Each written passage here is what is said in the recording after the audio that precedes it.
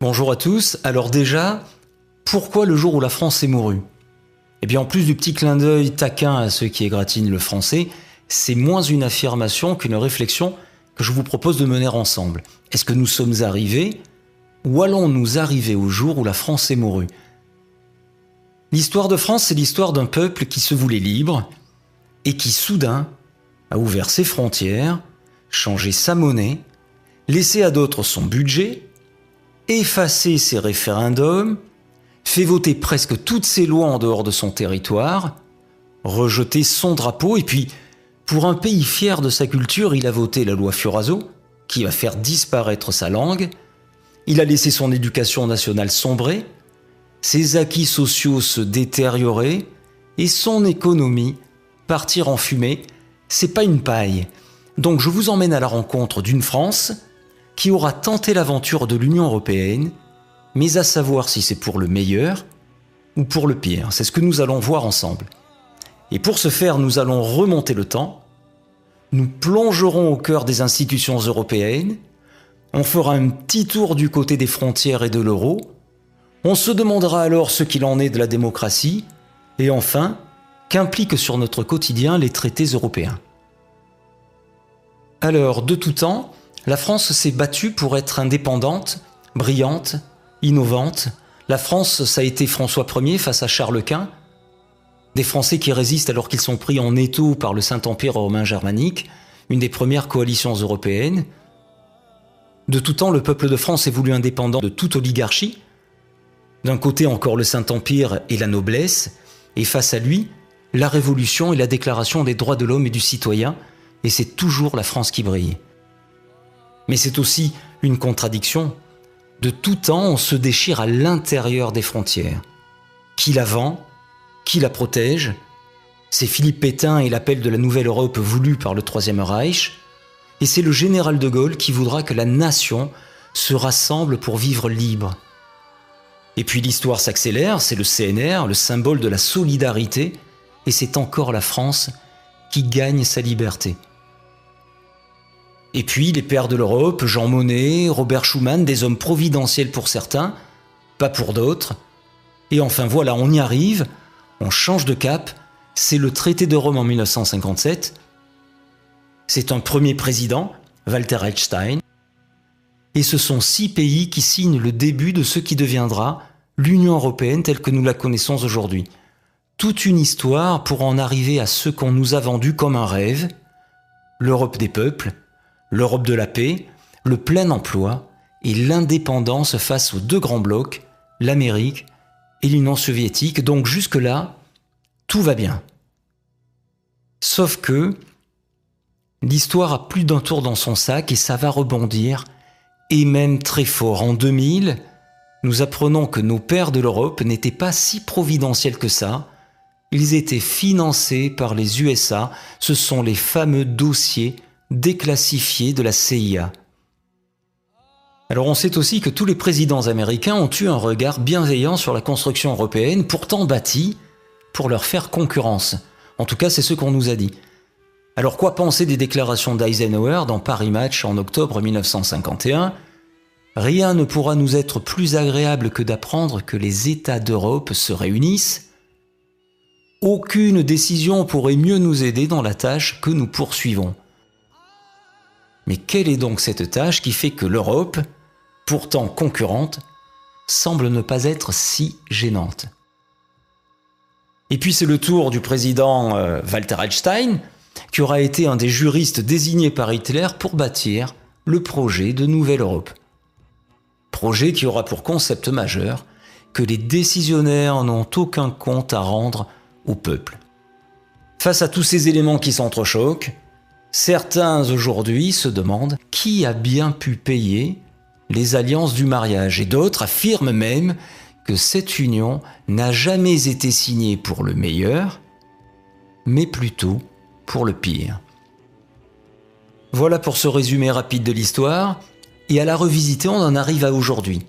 Et aujourd'hui, la France se doit par traité de respecter les institutions de l'Union européenne, alors nous allons jeter un coup d'œil au principal.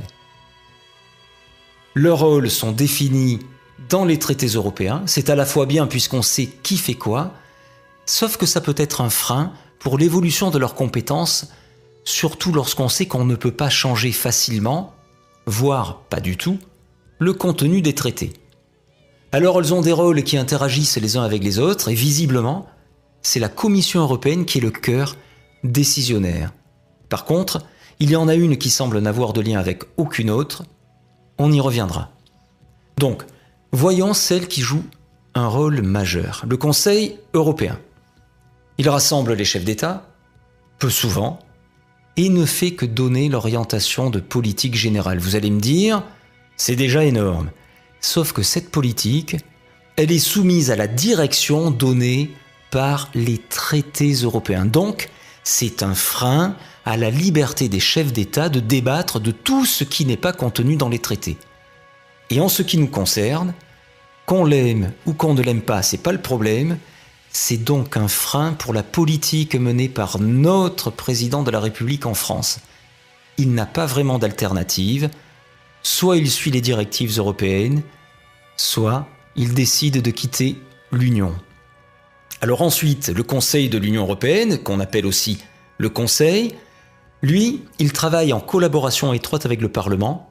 Il regroupe un représentant de chaque ministère par État membre. Il s'occupe du budget et c'est lui qui vote les lois après donc discussion avec le Parlement. Le Parlement européen qui, lui, pour montrer l'exemple des économies qu'il nous demande de faire tout le temps, se partage entre Bruxelles et Strasbourg. C'est très pratique pour faire voyager les 751 députés qui sont élus dans les 28 États membres. Sans oublier bien sûr les tonnes de dossiers, les secrétaires, les collaborateurs. Ces députés, ceux pour qui l'on vote lors des élections européennes, ne sont en fait que consultés. En fait, ils aident le Conseil des ministres pour qu'il vote les lois.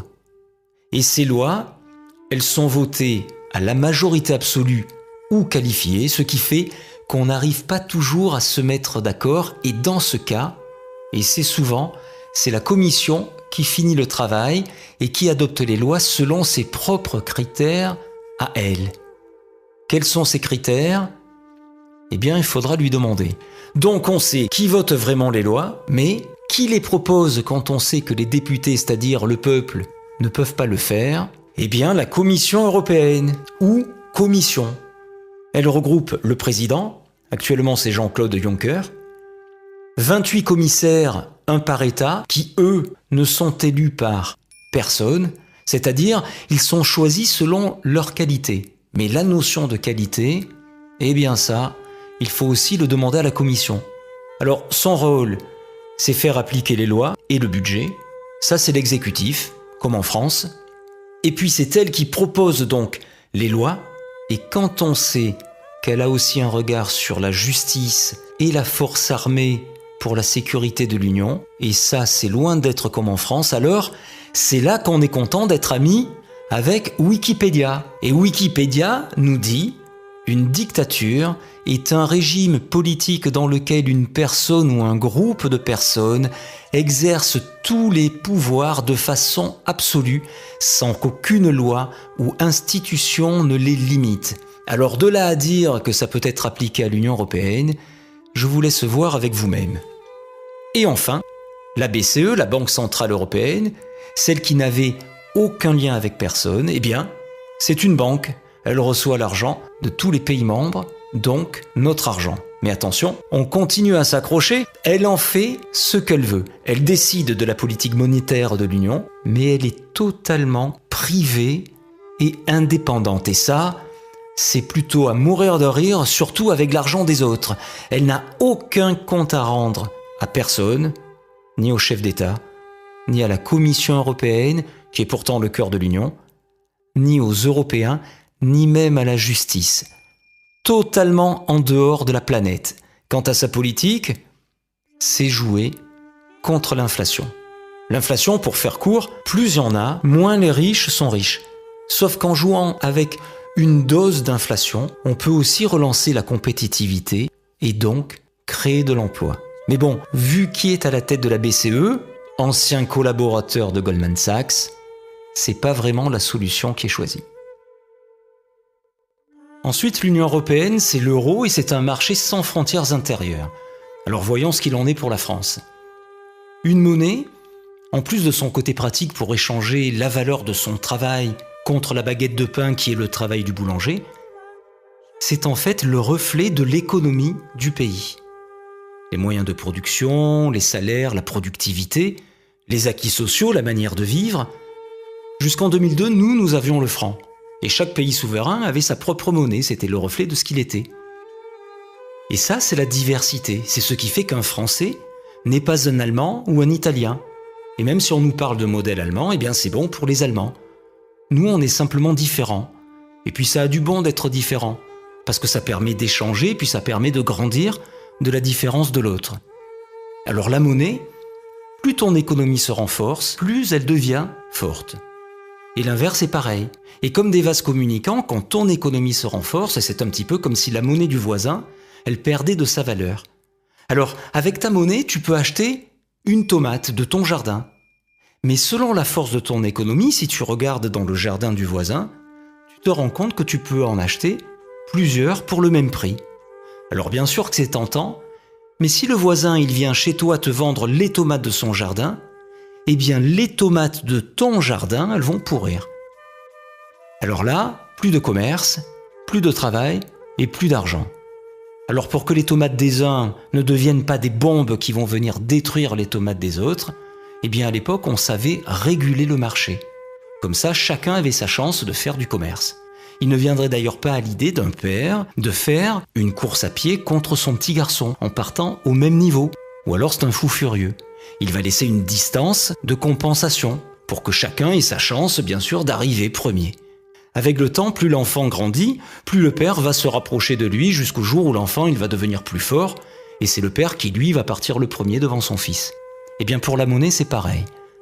On pouvait jouer sur le coût de la monnaie pour être plus compétitif. Et puis aussi, on avait des frontières avec des droits de douane. Et donc tout ça, ça permettait de faire du commerce en bonne intelligence. Et puis est arrivé l'euro. On nous a dit que c'était une monnaie unique, puis une monnaie commune. En fait, c'est pas ça. C'est un ensemble de monnaies homonymes à taux fixe. Même s'il y a la Banque Centrale Européenne, nous avons gardé nos banques centrales. Nous avons toujours la Banque de France. Mais notre monnaie s'appelle pareil que la monnaie de la Banque d'Allemagne, c'est l'euro. Des monnaies homonymes. Et ces monnaies ont un taux de change, les unes entre les autres, qui est défini et fixe. On ne peut plus jouer dessus. Alors, vu que nous avons des économies toujours différentes, nous l'avons vu, l'euro coûte plus ou moins cher selon les pays. Mais alors, comment faire pour ajuster nos différentes économies pour pas que la tomate de l'autre ne devienne une bombe pour ma tomate à moi? On ne peut plus ajuster le coût de la monnaie, il n'y a plus de frontières. Eh bien, la seule variable d'ajustement que nous laisse ce système, c'est l'humain. Et l'humain, c'est le code du travail, les charges sociales, les salaires et les retraites. Et ça fait beaucoup de mécontents. Pourtant, Jacques Attali, qui est présenté tout le temps à la télévision comme un grand économiste, disait dans les années 90, lorsque le traité de Maastricht sera appliqué, il est évident qu'il y aura une très forte croissance qui en découlera. Eh bien, voyons s'il est aussi fort que ça, avec le reflet économique et social entre 2002, date de l'introduction de l'euro, et 2013. 57,14% de chômeurs en plus dans la zone euro, de plus en plus de pauvres et de très pauvres en France. Et par jour, 600 emplois industriels qui disparaissent, une usine qui ferme et 700 Français qui tombent sous le seuil de pauvreté. Donc, n'en déplaise à Jacques Attali, la zone euro aura toujours été classée dans les dernières zones économiques au monde, comme en 2013, où elle aura eu un taux de croissance de 0,8%. Alors face à tous ces éléments, est-ce que ça serait un réel cataclysme de quitter la zone euro? Est-ce que l'euro est une bonne chose ou pas pour nous? À vous de voir. Alors maintenant, on va se pencher sur l'aspect démocratique de l'Union européenne, à savoir que je vais mettre de côté le débat des différentes déclinaisons de la démocratie, je ne vais garder que l'idée de gouvernance représentative, c'est-à-dire trouver la meilleure manière de gouverner pour que les citoyens se sentent représentés. Alors à la base de notre République, il y a Montesquieu. Et pour Montesquieu, les différents pouvoirs sont séparés. D'un côté, l'exécutif, au gouvernement, le législatif, c'est le peuple, et le judiciaire, totalement indépendant, ce sont les juges. Et là, on a vu que ça n'est pas la manière de procéder de l'Union européenne. Et puis l'article 1er du pacte de l'ONU qui impose le droit inaliénable des peuples à disposer d'eux-mêmes. Donc, voyons ce qu'il en est. Est-ce qu'on nous a demandé, en 59 ans, depuis le traité de Rome, si nous voulions appartenir à l'Union européenne? Alors pour le traité de Rome, c'est clair, il n'y a pas eu de référendum. Le premier référendum, c'est le traité de Maastricht en 1992. La question était de savoir si nous voulions de l'euro, mais pas si nous voulions appartenir à l'Union. On a dit oui, mais si nous avions répondu non, nous n'aurions pas eu l'euro, mais nous aurions été quand même dans l'Union européenne. Ensuite, un second référendum, c'est en 2005, la Constitution européenne. 55% des Français disent non, mais la question n'est toujours pas « est-ce que vous voulez de l'Union européenne ?» Et puis 3 ans après, la démocratie va encore plus souffrir, c'est le traité de Lisbonne, celui qui est imposé par la majorité de nos représentants, tous partis confondus, ou presque. Le traité de Lisbonne, c'est la Constitution que l'on a rejetée, mais dont les numéros des articles ont été intervertis. Le 104 qui devient le 181 et qui devient le 123. Là non plus, on ne nous a pas demandé si nous voulions appartenir à l'Union européenne. D'ailleurs, nous y sommes toujours. Mais il n'y a pas que les référendums. Madame Viviane Reding, vice-présidente de l'Union européenne, va déclarer en 2012 devant nos députés « Il faut lentement mais sûrement comprendre qu'il n'y a plus de politique intérieure nationale. » Alors ce qui veut dire que nos députés ne servent plus à rien, qu'ils ne nous représentent plus. Pourtant, la Déclaration des droits de l'homme et du citoyen de 1789 dit que la nation, c'est le peuple, c'est nous. Donc pour l'Union européenne, il n'y a plus de nation et donc il n'y a plus de peuple français. Ensuite, Jean-Claude Juncker, l'actuel président de la Commission, lui, il dira en pleine crise grecque en 2015 « Il ne peut y avoir de choix démocratique contre les traités européens ». Alors je peux me poser la question, s'il n'y a pas de choix démocratique, Jean-Claude, il y a donc ? Eh bien, il y a donc l'inverse, et nous savons tous ce qu'est l'inverse de la démocratie. Et puis pour finir, un dernier exemple avec Helmut Kohl, qui fut chancelier allemand, mais surtout qui fut à l'origine du traité de Maastricht. « Je n'ai pas soumis l'euro à référendum en Allemagne, car il va de soi que je l'aurais perdu. Je me suis comporté comme un dictateur. Merci Helmut. » Alors, face à tout ça, et ce ne sont que des faits, à nous de savoir si cette construction européenne nous est imposée pour notre bien, ou s'il faut s'en inquiéter. Alors, voyons qu'est-ce qu'il en est pour la France de nos jours. Pour ce faire, on va s'attarder un instant sur la loi NOTRe, la nouvelle organisation territoriale de la République. C'est une loi récente, elle a été appliquée en partie en janvier 2016 et c'est elle qui aura regroupé, entre autres, nos régions. Alors pour regrouper des territoires ou changer leurs frontières, jusqu'à présent il fallait s'en référer au Code général des collectivités territoriales et donc aux citoyens. Sauf que cette fois-ci, on ne nous a rien demandé. Alors pourquoi ? Il faut savoir que le dernier référendum en France s'est déroulé en avril 2013 pour regrouper le Haut-Rhin et le Bas-Rhin, un petit peu comme nos régions en 2016. Là, il n'y a que les Alsaciens qui étaient concernés et les Alsaciens ont répondu non. C'est pas bien. C'est en fait ce que disait Brecht. Brecht disait « Le gouvernement étant mécontent du peuple, il a décidé d'en changer. » Mais vu que c'était pas possible, alors Hervé Guémard, aidé de la majorité des représentants du peuple, a simplement enlevé du Code général des collectivités territoriales l'article qui imposait le référendum. Et c'est donc pour ça que l'Auvergne et Rhône-Alpes sont devenus Auvergne-Rhône-Alpes sans que les habitants n'aient été consultés. C'est d'ailleurs ce qui rentre dans la politique des eurorégions. Alors c'est quoi une eurorégion? Une eurorégion, c'est à peu près la forme administrative des États américains ou des Länders allemands. Et quand on regarde la carte des verts européens, on se rend compte qu'il n'y a plus que des régions. Les États ont disparu. Il n'y a plus de France. C'est d'ailleurs ce que nous explique François Asselineau dans sa conférence « Les eurorégions ». La France donne de plus en plus de compétences aux régions. Les régions vont devenir de plus en plus autonomes. Mais à force de donner toutes ces compétences, la France devient une coquille vide et elle ne va plus servir à rien. Les régions, elles, vont dépendre directement de Bruxelles. Et lorsqu'on va effacer les doublons administratifs, eh bien la France va disparaître. C'est une simple théorie, mais une théorie que l'actualité rend de plus en plus factuelle. Et puis bien sûr, l'Union européenne s'adresse à nous tous les jours.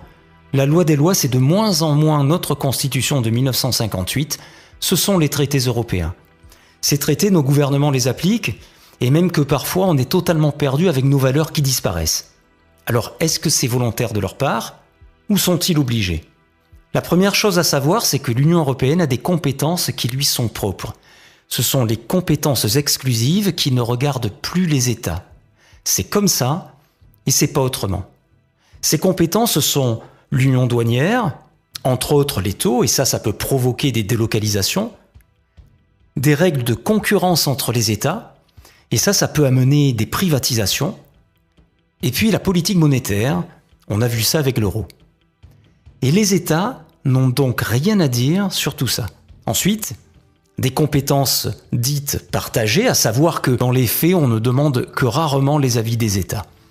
Alors il y a la politique sociale, ça c'est le code du travail, les acquis sociaux, la santé publique, puis l'agriculture, les transports, la justice, l'immigration, l'énergie, en fait presque tout ce qui est important. Mais à savoir que ces compétences-là sont soumises au principe de subsidiarité, c'est-à-dire que les États peuvent encore agir, mais jusqu'à ce que l'Union européenne s'en saisisse. C'est d'ailleurs pour ça qu'actuellement tout s'accélère, on le voit avec la France, qui applique entre autres la vision de Bruxelles sur le Code du travail. Si on rajoute à ça ce que l'on a déjà vu avec le Conseil européen, soit nos hommes politiques acceptent de suivre, soit ils décident de quitter l'Union. Alors l'Union, c'est donc les traités européens. Dans ces traités, il y a un article très important, c'est l'article 121 du traité sur le fonctionnement de l'Union européenne, le TFUE. Il impose les grandes orientations de politique économique, c'est-à-dire les GOPE. Les GOPE, on les retrouve dans un document annuel qui s'appelle « Recommandations du Conseil ». Alors certains disent que le titre pourrait être « Imposition du Conseil ». Ce qui donne le programme national de réforme. C'est la feuille de route annuelle de la France qui se présente comme ça. Et c'est bien marqué « Recommandation », que l'on pourrait traduire par « directive ». Recommandation adressée à la France par le Conseil européen. Alors là, les recommandations sont de 2014 et le programme de réforme, lui, est de 2015. Il y a un petit battement entre eux, mais à bien y réfléchir, c'est un copier-coller. Donc nous allons voir quelques exemples pour bien montrer que ce que nous vivons tous les jours, même si les médias n'en parlent jamais, c'est ce que l'Union européenne décide pour nous. Alors pour la loi Notré, eh bien on voit bien qu'il y a une colonne de recommandations à gauche et des colonnes d'application pour la France. Et très vite, qu'est-ce qu'on y lit? Décentralisation d'un côté, création de régions européennes et division par deux des régions, c'est ce qu'on a abordé tout à l'heure.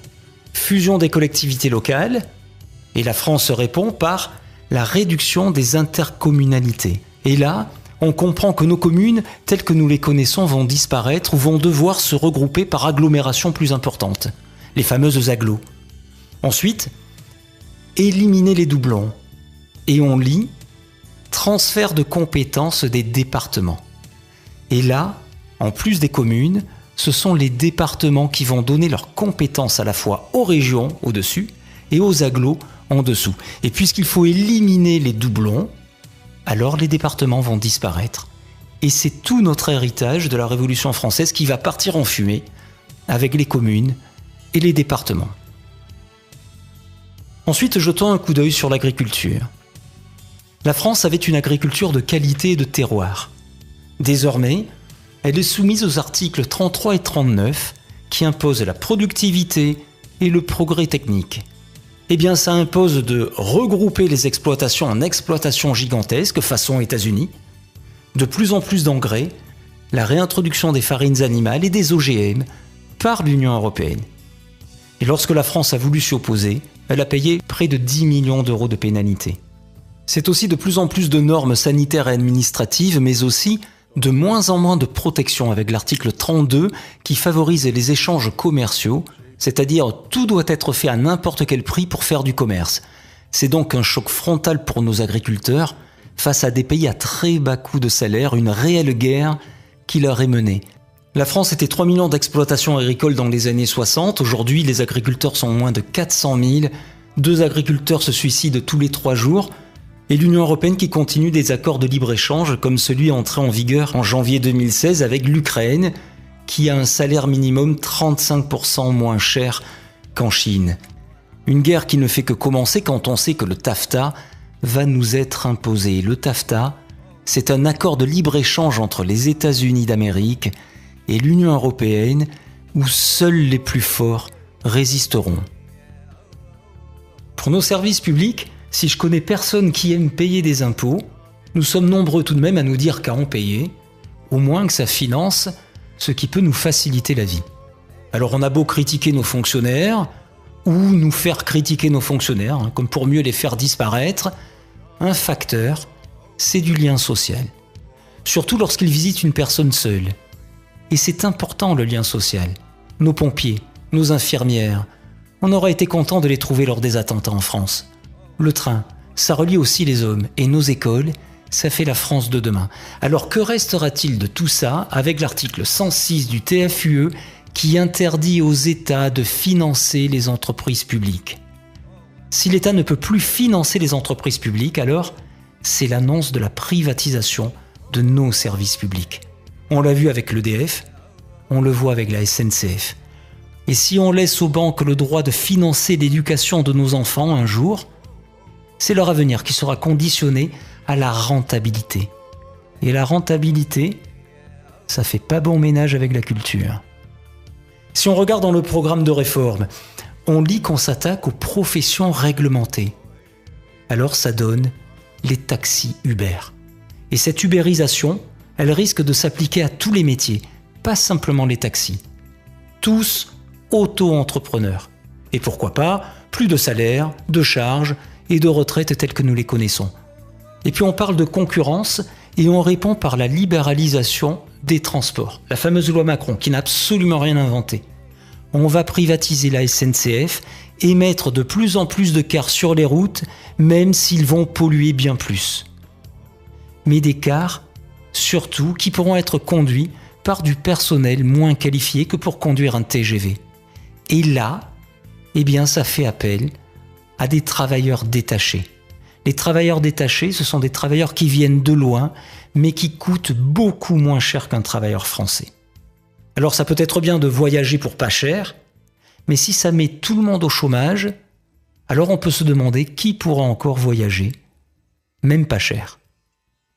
Et ça prépare l'arrivée du TISA. C'est comme le TAFTA, mais en pire, entre les États-Unis, l'Union européenne, mais aussi avec une vingtaine de pays tout autour de la planète, un accord de libre-échange sur le commerce des services. C'est toute notre manière de penser les services et donc la fin de nos services publics qui est annoncée. Tout ça nous amène obligatoirement à l'emploi. La réponse le plus souvent donnée par nos hommes politiques lorsqu'ils ne savent plus quoi dire, c'est le mot mondialisation. Comme si c'était tombé du ciel et que c'était inévitable. Sauf que la mondialisation, ce n'est autre qu'un ensemble de lois qui dérégulent tout ce qui nous protégeait auparavant, mais qui, bien entendu, limitaient les profits. Donc, entre autres, les traités européens nous imposent l'article 26. L'Union européenne est un espace de libre-échange, c'est-à-dire on fait ce qu'on veut, et non faussé, c'est-à-dire que les États n'interviennent plus d'aide. L'article 32, on l'a déjà vu, pour les échanges commerciaux avec les États membres, c'est-à-dire les 28 États de l'Union européenne, mais aussi les pays tiers, c'est-à-dire tout le reste de la planète, et même la Chine. Le principal, c'est le commerce. Mais qu'en est-il des acquis sociaux et du niveau de vie des travailleurs? Mais aussi l'article 63, lui c'est le plus intéressant. Toute restriction de mouvement de capitaux est interdite. C'est-à-dire que si j'ai une usine en France, si je la vends, personne ne m'interdira de prendre l'argent pour aller construire une autre usine dans un pays comme la Pologne où le coût de travail est beaucoup moins cher. En fait, l'article 63 interdit d'interdire les délocalisations. C'est d'ailleurs l'exemple de Florange et Gandrange, les usines d'ArcelorMittal. La droite et la gauche auront eu chacun la leur, et ils nous auront tous dit qu'ils allaient se battre contre les délocalisations. Ils se sont même fait élire sur ce thème. Peut-être qu'ils avaient dû rater les cours où l'on parlait de l'article 63, ou alors ils savaient, mais alors là ils nous ont menti. Quoi qu'il en soit, les usines ont été délocalisées. Alors quand on sait tout ça, et que le SMIC de la Bulgarie est de 173 € par mois, alors pour être moderne, je dis, c'est pas lol. Ensuite, l'Union européenne vient nous parler de restrictions de retraite alors que ces articles organisent la fuite de notre industrie et de nos emplois.